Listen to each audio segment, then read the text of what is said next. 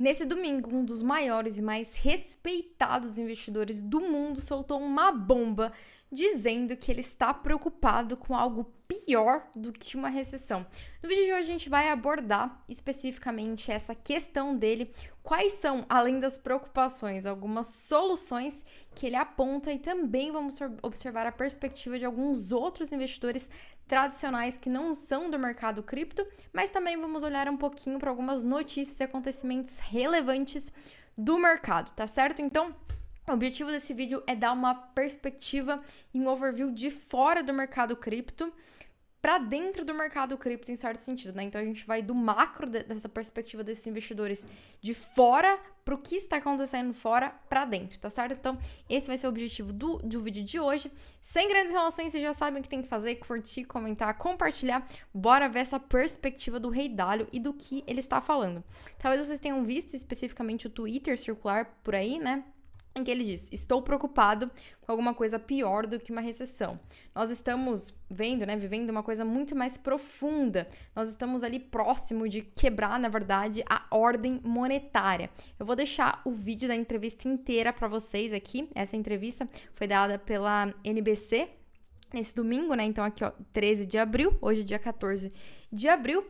E aí eu vou pegar especificamente esse trechinho, mas depois vocês podem assistir tudo, tá? Vou aumentar aqui para que vocês possam ouvir, não vai ser o melhor áudio do mundo, mas acho que vocês vão conseguir ouvir tranquilamente.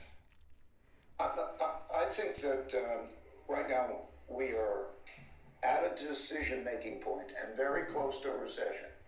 And I'm worried about something worse than a recession. Então ele fala, né? Estamos em um ponto de mudança muito próximo de uma recessão, mas estou preocupado com algo pior do que uma recessão. If this isn't handled well. A recession is 2 negative quarters of GDP, and whether it goes slightly there, we always have those things. We have something that's much more profound.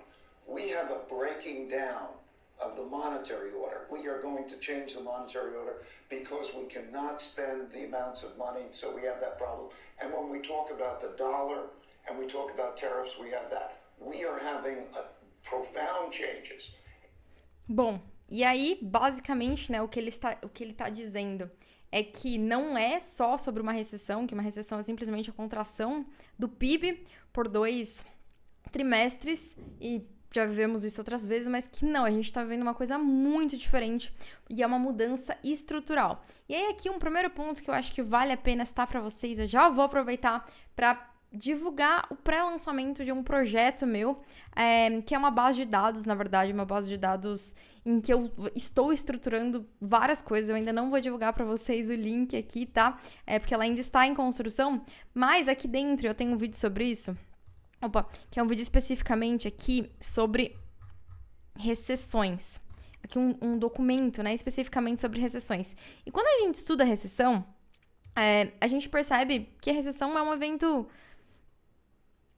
Assim, ele é um evento com transformações muito grandes, mas ele é um evento um pouco curto no tempo, né? Quando vocês veem aqui a recessão média, né? Ela atinge, por exemplo, o fundo em 180 dias e depois de praticamente um pouco mais de um ano, né? Quando a gente desconsidera principalmente essas 3, depois de um ano, o mercado já praticamente recuperou tudo, né? Que ele fez e tem uma contração média de 20%, que é basicamente o que a gente tá agora, né? Então faz sentido também pensar que o que a gente tá vivendo... Provavelmente nós já estejamos em recessão, né? Porque a recessão ela só é decretada depois de 2 trimestres, né? Talvez a gente tenha o primeiro trimestre de contração do PIB acontecendo agora. Então, assim, quando a gente pensa numa recessão típica, ela não é necessariamente tão absurda especificamente, tá, gente? Aqui não quero que vocês me entendam como uma pessoa não sensível, mas especificamente em termos de price action, né?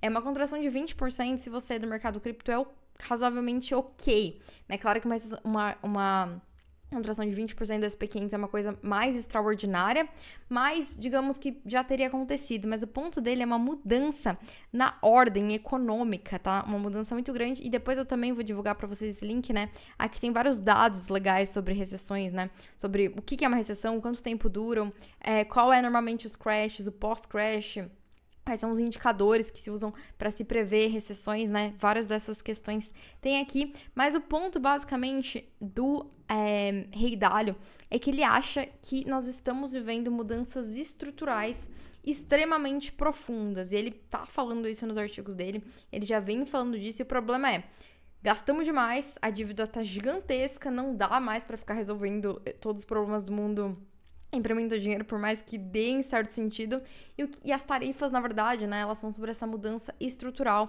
na ordem econômica. E o primeiro aspecto que eu acho que vale a pena nós citarmos é que esse assunto ele está sendo debatido por vários players, na verdade, né? Então, nós temos a própria Casa Branca divulgando esse documento. Opa, aqui.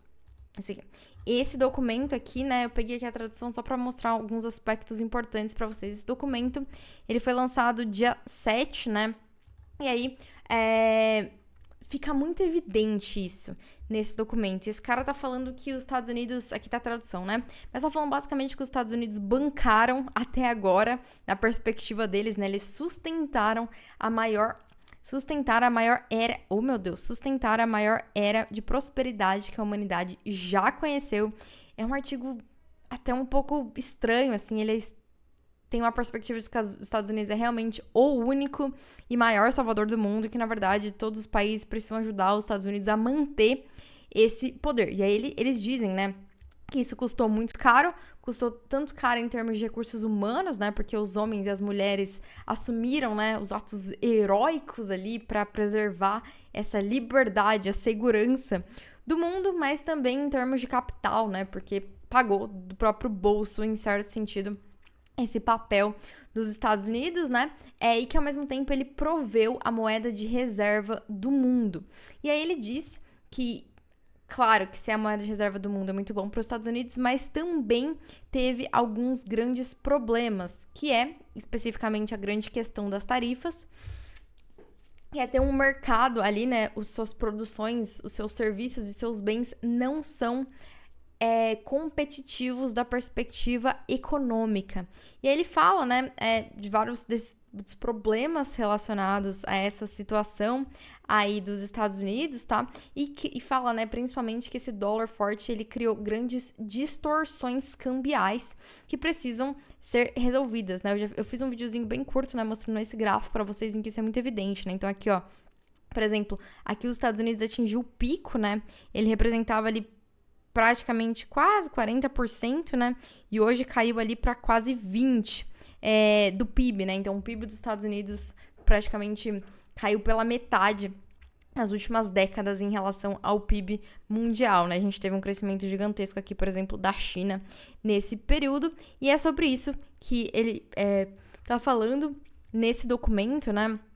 E aí eles dão algumas possibilidades. E aí é basicamente, né, os países comprarem treasuries, né? Aqui é importante essa distinção, gente, que os Estados Unidos quer que caiam os yields dos treasuries, e quanto mais demanda pelos treasuries, menor é o yield. Então isso aqui tem muito a ver também com o objetivo do governo dos Estados Unidos. Fala sobre investimento em instalação de fábricas nos Estados Unidos, aumentar os gastos com defesas e comprar as coisas dos Estados Unidos, ajudar a impedir as práticas desleais e prejudiciais, comprando mais dos Estados Unidos. Então, assim, é um artigo inteiro falando que eles querem resolver o problema do déficit enquanto mantém o papel de reserva, o que me parece, assim, muito improvável que eles consigam todas as coisas que eles querem aqui. E é um artigo até que me deixou um pouco, tipo, caramba, amigos, vai ser difícil vocês conseguirem tudo isso aqui que vocês querem. E aí, juntando com esse artigo da Casa Branca, né, em que eles falam exatamente quais são os objetivos dele, é um artigo bem curtinho, depois eu vou deixar aqui para vocês lerem esse artigo. E aí nós temos esse aqui que também é muito, muito bom, publicado pela Bitwise. A Bitwise daí já ela é um pouco mais bitcoiner, né, por mais que ela faça gestão de outras coisas, mas aí tem esse artigo. E aí, que eu achei muito legal, porque ele está dizendo, cara, sei lá o que vai acontecer, né? E aí ele cita, acho que uma perspectiva que talvez muitos de vocês tenham, né? Que tem pessoas dizendo que as tarifas são horríveis, tá? Gente, que saco, eu vou colocar aqui direto em inglês mesmo, porque tá muito ruim. Então eles dizem que tem... Cadê? Vamos ver aqui. Aqui, tarifas são horríveis, alguns que são, tipo, ok, alguns dizendo que elas são muito boas. E ele fala, cara, qual que é a minha estratégia para lidar com essas grandes confusões? em vez de especular sobre todas as coisas que estão acontecendo, eu tento focar em algumas coisas que eu tenho confiança de que vai acontecer. E aí, especificamente aqui, qual é a confiança dele, tá? É que a administração precisa que o dólar enfraqueça, né? Igual eu disse aqui naquele texto do objetivo da Casa Branca, eles querem tudo, inclusive continuar com o dólar, fazer com que o dólar continue sendo a moeda de reserva do mundo, que eu acho que é um aspecto que, assim, isso não vai acontecer, né? Ou eles vão conseguir uma coisa ou vão conseguir outras. E eu também acredito nessa tese, né, do enfraquecimento como prioridades, o enfraquecimento do dólar e a queda dos yields dos treasuries, né? E aqui, o cara da Bitwise tá basicamente falando isso, né? Que não sabe, tem muitas perspectivas, mas uma das coisas que ele tem confiança de que vai acontecer é que o dólar vai enfraquecer. E que talvez isso possa significar sacrificar o papel do dólar como uma única reserva de valor. E na perspectiva deles, né, ele cita exatamente, tá, esse discurso ali que eu mostrei para vocês. E ele fala que muito provavelmente o mundo vai deixar de ser um mundo em que nós tenhamos apenas uma reserva para um mundo em que nós tenhamos diversas meio que convivendo ao mesmo tempo.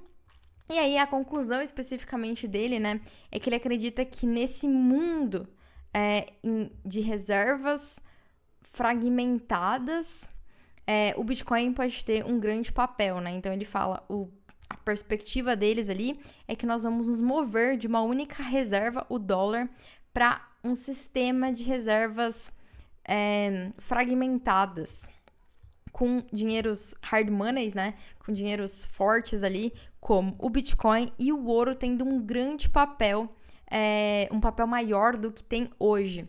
Então, nesse contexto, o case, né? A perspectiva para o Bitcoin é simples, é meio que óbvia, tá? E aí, basicamente, eles terminam daí, inclusive, dizendo que a previsão deles, que eles fizeram há bastante tempo esse ano passado, ainda o Bitcoin é $200 mil para esse ano. Então, essa aqui é uma perspectiva de uma pessoa muito mais de dentro do mercado, mas o que eu acho que é um aspecto bem interessante. Primeiro, voltando aqui, daí, né, para a nossa base de dados, tem também aqui uma base de dados chamada Bitcoin Holders Billionaires, em que eu tô tentando agregar, né, as falas e as posições de vários desses investidores. E nós temos a do Rei Dalio, gente. O Rei Dalio já se pronunciou sobre cripto. E ele fala que nesse cenário, isso aqui foi no final do ano passado, tá? Antes da crise de fato estourar. É que ele, nesse cenário que ele estava vendo, ele estava muito mais inclinado ao Bitcoin e ao ouro do que, por exemplo, aos títulos. E ele já também se pronunciou sobre a quantidade, né, de Bitcoin. Acho que não sei se está aqui, vou voltar ali para a base de dados. Aqui também ele está falando, né, dessa preferência dele do Bitcoin em relação aos bonds, né, aos treasuries, e ele fez também já uma projeção aqui falando a porcentagem entre 1 a 2% de exposição ao Bitcoin, é o que ele já tinha dito. Isso aqui, daí, nesse caso, né, o que eu fiz foi pegar o Asset Under Manager da Bridgewater, que é o fundo dele, né, e fazer a multiplicação pra gente saber mais ou menos de qual seria a exposição. Então, se vocês virem aqui, tem também alguns impactos previstos, tá? Alguns nós sabemos de fato e alguns não, mas aí depois vocês podem olhar essa base de dados aqui também. Então, nós temos basicamente nesse cenário uma perspectiva em que, sim, o governo dos Estados Unidos ele quer muitas coisas, mas algumas das coisas são muito difíceis de conseguir juntas e a prioridade é queda no valor do dólar e queda nos yields.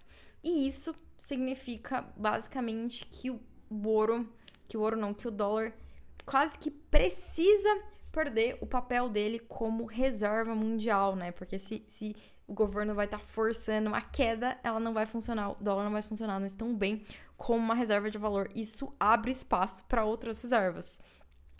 O ouro está disparado, né, a opção, mas até mesmo investidores como o Rei Dalio estão preferindo o próprio Bitcoin dentre essas possibilidades, né? E aí as coisas não param por aí. Eu queria pegar para vocês também. Só um segundo. Esse Twitter aqui também super recente. Se você não sabe quem é o Vivek, ele também é um outro bilionário dos Estados Unidos, ele ia comandar o Doge junto com o Elon Musk. Acabou que no finalzinho ali do processo ele não entrou, mas o Paolo, né, o CEO da Tether, fez esse Twitter dia 4, dizendo que o Bitcoin era um head, né, é uma proteção, e esse Vivek falou, sim, está se tornando cada vez de forma mais clara, né? Isso está se tornando cada vez mais claro, que está realmente se tornando uma reserva. Então, nós temos grandes nomes que... Claro que o Vivek é um investidor já muito pró-cripto há muito tempo, mas são pessoas de fora, né? Que fizeram suas fortunas, digamos, de fora do mercado cripto. E, né, isso aqui é esse ponto que eu falei, que a Bitwise reforçou ali a previsão dela de $200 mil para o final do ano, muito contando com essa perspectiva de que o Bitcoin está se tornando pouco a pouco, ou que vai ganhar espaço como reserva de valor, à medida em que os Estados Unidos precisam enfraquecer o valor do dólar. Então, é um espaço interessante. E o que eu senti essa semana, gente, é que a perspectiva do mercado, claro que tem a ver com o preço, né? Mas nós temos várias notícias, assim, tanto quanto positivas surgindo, alguns dados que são interessantes a gente saber, né? Então, apesar de todos os pesares, por exemplo, o inflow da BlackRock nesse ano continua positivo. Semana passada foi horrível, e o ano tá horrível, mas continua positivo no acumulado do ano. Nós tivemos também essa declaração do próprio criador das bandas de Bollinger, dizendo que o Bitcoin tá formando, ainda não formou, mas tá formando um piso clássico ali perto dos $80 mil nesse momento. Hoje, especificamente, a gente tá aqui disputando os quase em 85, né? Nós tivemos no dia 6 a Cruz da Morte acontecendo no Bitcoin, né? Quando a média móvel de 50 de 50 dias vai abaixo da média móvel de 200 dias. Então, nós tivemos uma sinalização ali um pouco estranha, mas com alguns indicadores, né? Dizendo isso, eu especificamente prefiro esperar um pouco mais, assim, as coisas se acertarem, né? Os inflows começarem a ficar um pouco mais positivos, a gente conseguir ganhar ali a média móvel de 200 dias, o cenário ficar um pouco ainda mais positivo para dizer alguma coisa, né? Mas eu tô vendo, assim, muitas coisas positivas em perspectivas de fundamento. Então, o Sina é um cara também bem famoso no Twitter, né? Ele tava shortado em MicroStrategy há bastante tempo, acabou de fechar também a posição dele, então o pessoal não tá mais ficando tão confortável com shortar o Bitcoin nesse momento. Nós tivemos essa declaração também do Andrew, dizendo que em breve teremos duas novas empresas, né? Duas empresas grandes chegando ao Bitcoin, que são muito mais como a Tesla do que como a MicroStrategy.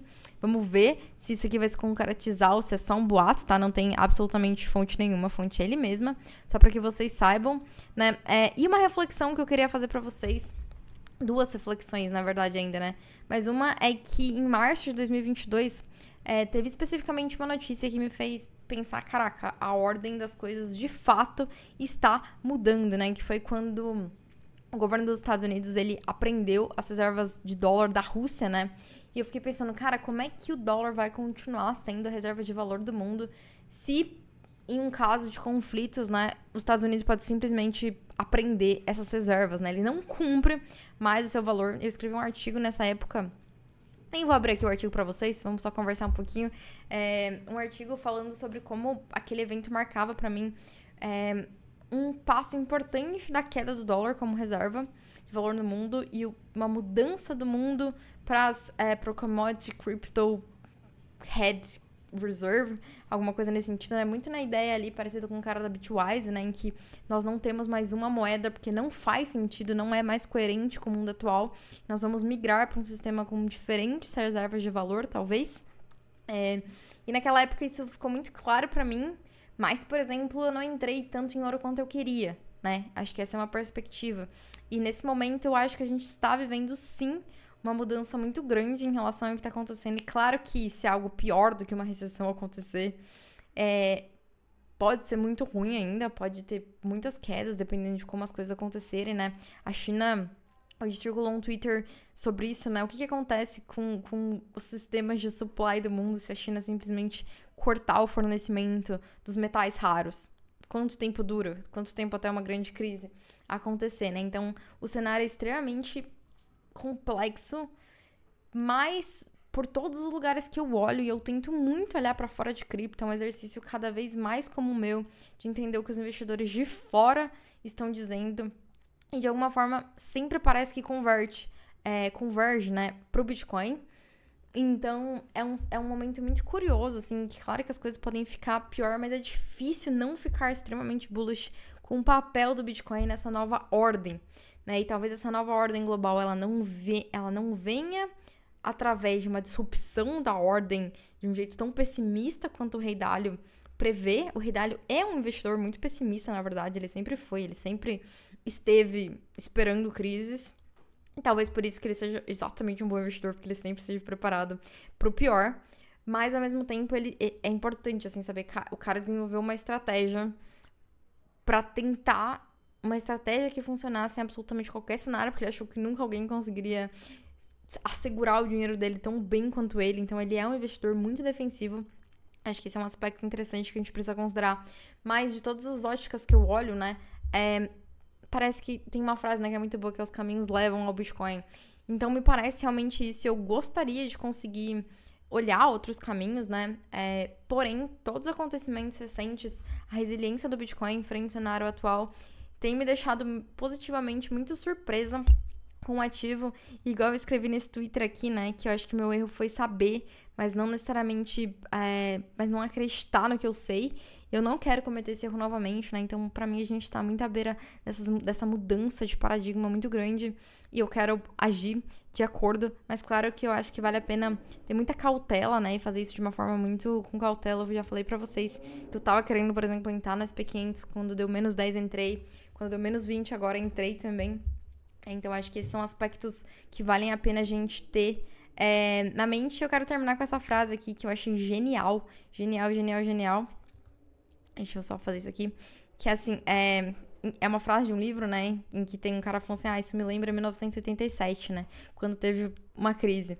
E aí uma outra pessoa, né, diz assim, sério? Você acha então que o mercado vai ganhar...